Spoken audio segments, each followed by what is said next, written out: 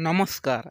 आज सकालर वीडियो रे मुई आपण मान के कहमी पीएम किसान केभे पड़वा केते नंबर किस्ती आस जानमा।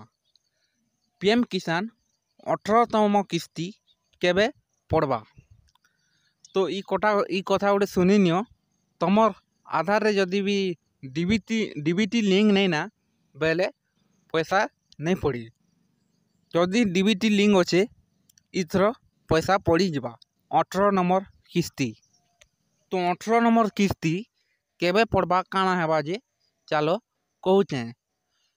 सरकार घोषणा करिछन जे 18 नंबर किस्ती अक्टोबर 5 तारीख रे दिया जिबा। तो अटकी थाउन अक्टोबर 5 तारीख तक। तो अक्टोबर 5 तारीख तक काना होचे पैसा पड़वा कि नहीं पड़े अटकी थाउन। जदि आपंकर आधार रे डीबीटी लिंक नहीं ना बेले जाई करी दियो जल्दी करी 18 नंबर किस्ती पड़वा। फास्ट आपन डीबीटी एक्टिव अच्छे कि नहीं ना देखी नियो तापर डीबीटी एक्टिव करियो। जेन मानकटा डीबीटी एक्टिव अच्छे से मानकटा 5 अक्टोबर तारीख दिने पैसा पड़वा।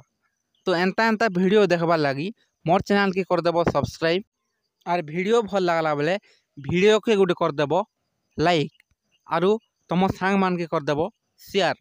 धन्यवाद।